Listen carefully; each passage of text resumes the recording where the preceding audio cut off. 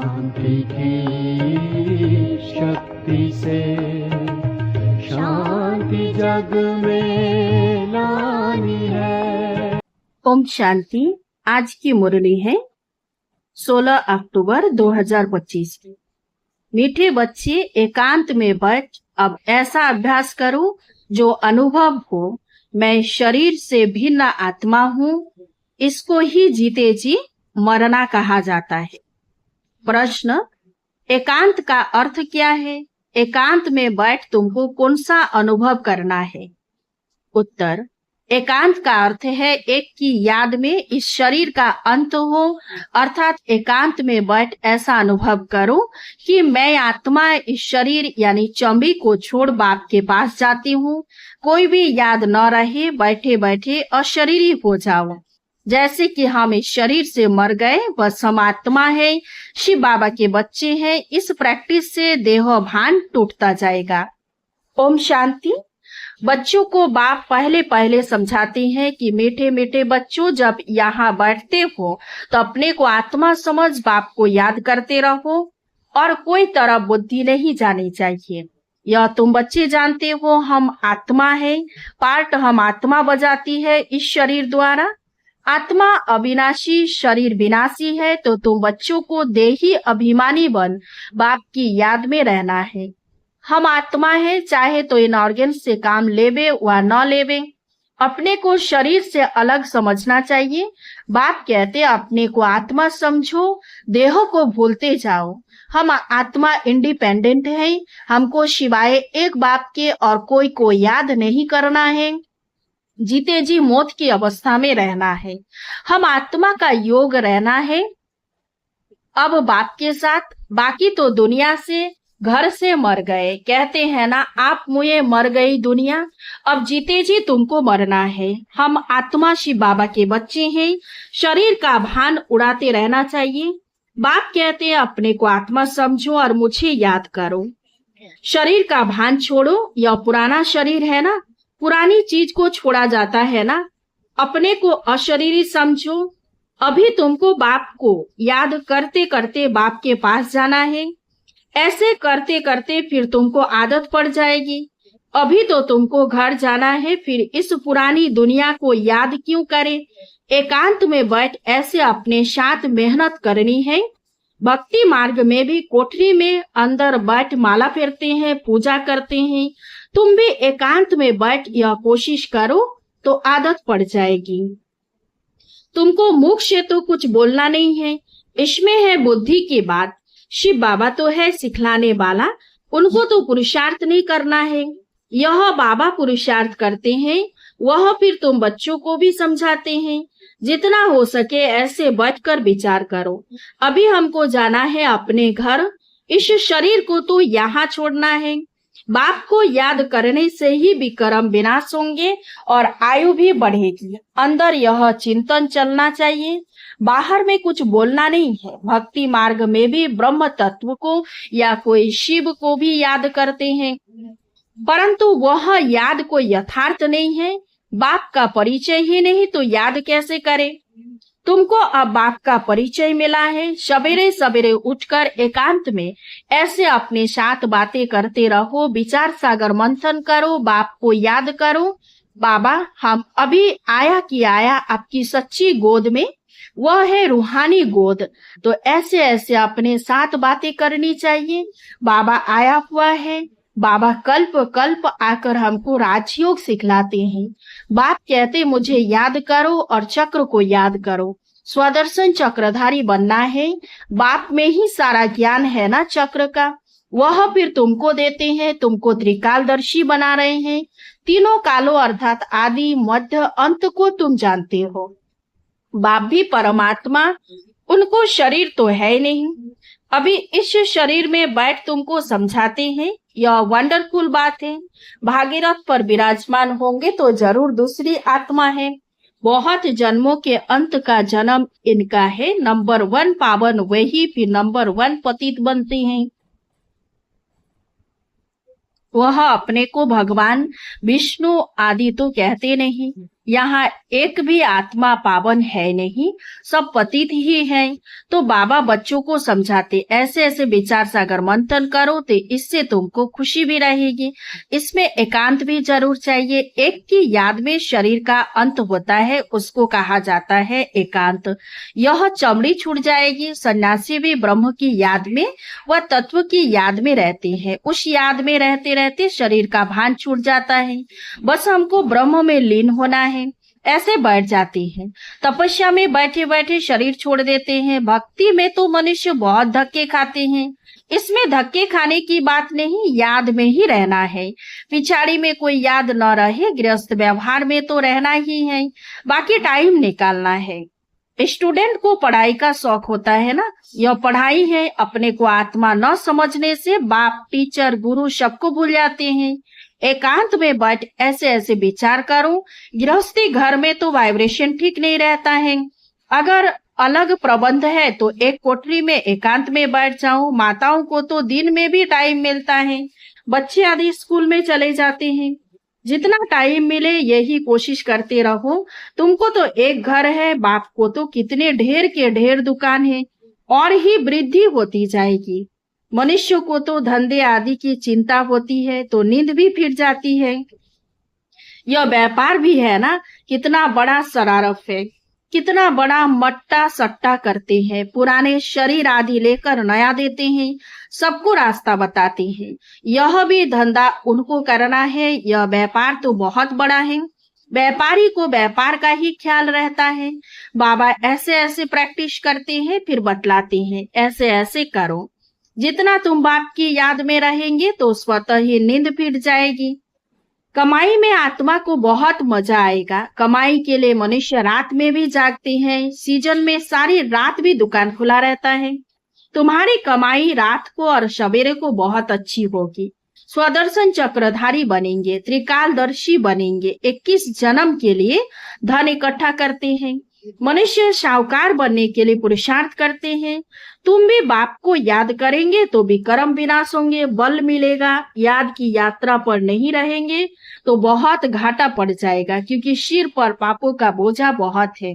अब जमा करना है, एक को याद करना है और त्रिकालदर्शी बनना है। यह अविनाशी धन आधा कल्प के लिए इकट्ठा करना है। यह तो बहुत वैल्यूएबल है। विचार सागर मंथन कर रतन निकालने हैं। बाबा जैसे खुद करते हैं, बच्चों को भी युक्ति बतलाते हैं। कहते हैं बाबा माया के तूफान बहुत आते हैं। बाबा कहते हैं जितना हो सके अपनी कमाई करनी है, यही काम आनी है। एकांत में बैठ बाप को याद करना है। फुर्सत है तो सर्विस भी मंदिरों आदि में बहुत कर सकते हो। बैज जरूर लगा रहे, सब समझ जाएंगे यह रूहानी मिलिट्री है। तुम लिखते भी हो, हम स्वर की स्थापना कर रहे हैं। आदि सनातन देवी देवता धर्म था, अब नहीं है, जो फिर स्थापन करते हैं। यह लक्ष्मी नारायण एम ऑब्जेक्ट है ना।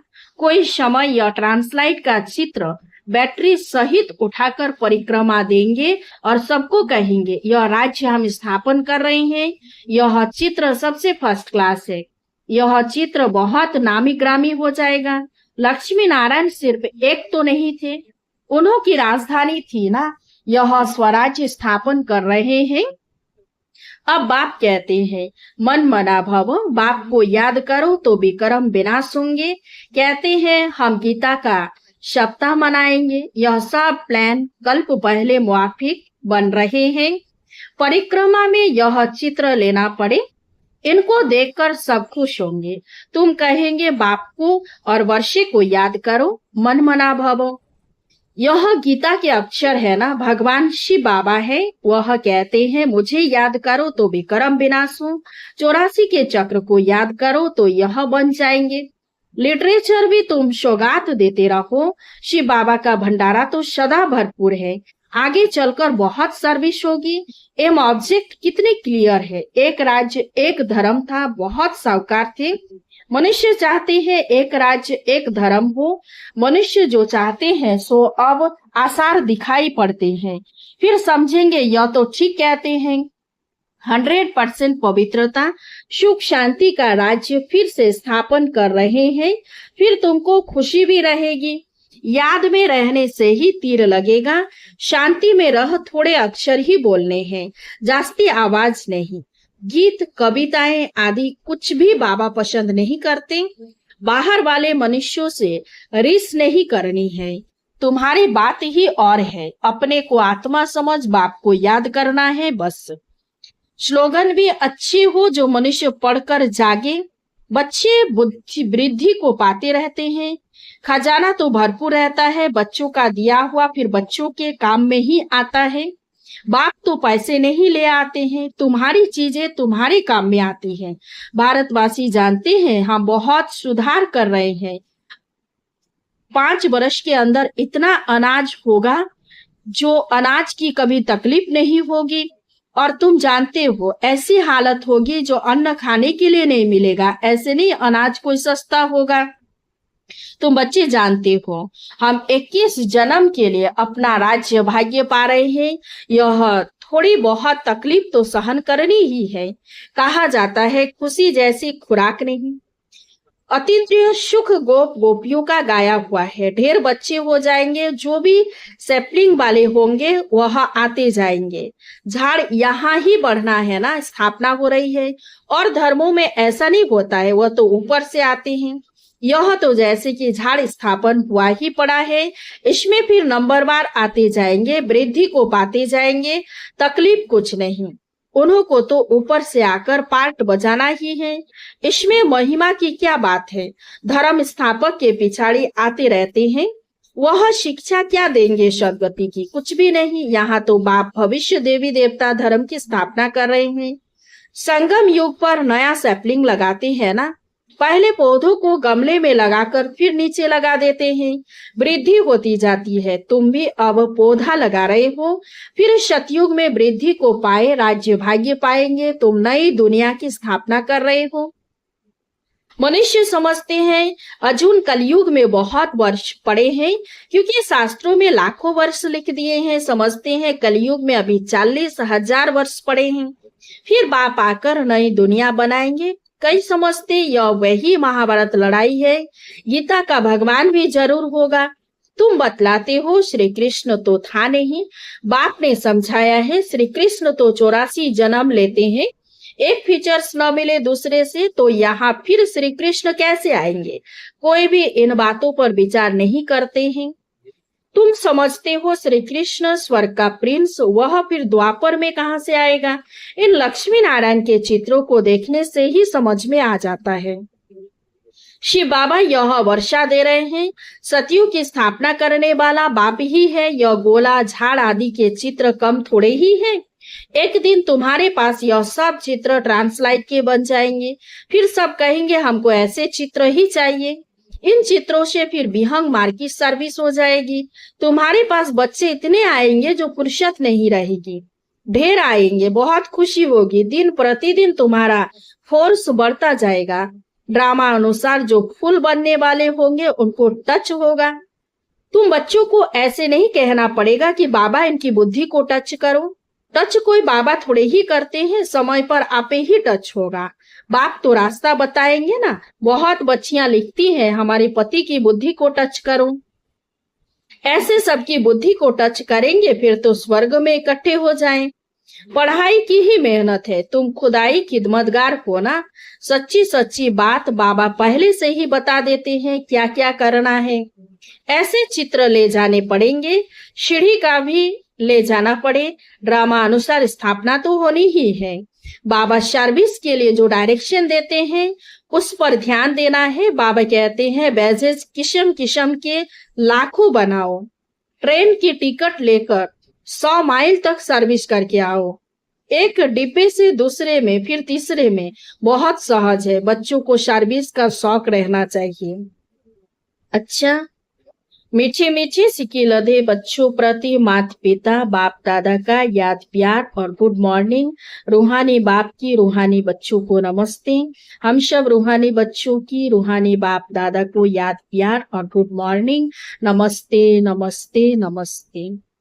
धारणा के लिए मुख्य सार 1 नंबर, विचार सागर मंथन कर अच्छे अच्छे रतन निकालने हैं, कमाई जमा करनी है, सच्चा सच्चा खुदाई खिदमतगार बन सेवा करनी है। 2 नंबर, पढ़ाई का बहुत शौक रखना है, जब भी समय मिले एकांत में चले जाना है, ऐसा अभ्यास हो जो जीते जी इस शरीर से मरे हुए हैं, इस स्टेज का अनुभव होता रहे, देह का भान भी भूल जाए। वरदान, अपने मूल संस्कारों के परिवर्तन द्वारा विश्व परिवर्तन करने वाले उदाहरण स्वरूप भव। हर एक में जो अपना मूल संस्कार है, जिसको नेचर कहते हो, जो समय प्रति समय आगे बढ़ने में रुकावट डालता है, उस मूल संस्कार का परिवर्तन करने वाले उदाहरण स्वरूप बनो, तब संपूर्ण विश्व का परिवर्तन होगा। अब ऐसा परिवर्तन करो जो कोई यह वर्णन न करे कि इनका यह संस्कार तो शुरू से ही है। जब परसेंटेज में है, अंश मात्र भी पुराना कोई संस्कार दिखाई न दे, वर्णन न हो, तब कहेंगे यह संपूर्ण परिवर्तन के उदाहरण स्वरूप है। स्लोगन, अब प्रयत्न का समय बीत गया, इसलिए दिल से प्रतिज्ञा कर जीवन का परिवर्तन करो। अव्यक्त इशारे, स्वयं और सर्व के प्रति मनसा द्वारा योग की शक्तियों का प्रयोग करो। जैसे साइंस प्रयोग में आती है तो समझते हैं कि साइंस अच्छा काम करती है, ऐसे साइलेंस की शक्ति का प्रयोग करो। इसके लिए एकाग्रता का अभ्यास बढ़ाओ। एकाग्रता का मूल आधार है मन की कंट्रोलिंग पावर, जिससे मनोबल बढ़ता है। इसके लिए एकांतवासी बनो। अच्छा, ओम शांति। इस चैनल को सब्सक्राइब कीजिए, लाइक कीजिए, कमेंट कीजिए और शेयर। शांति की शक्ति से शांति जग में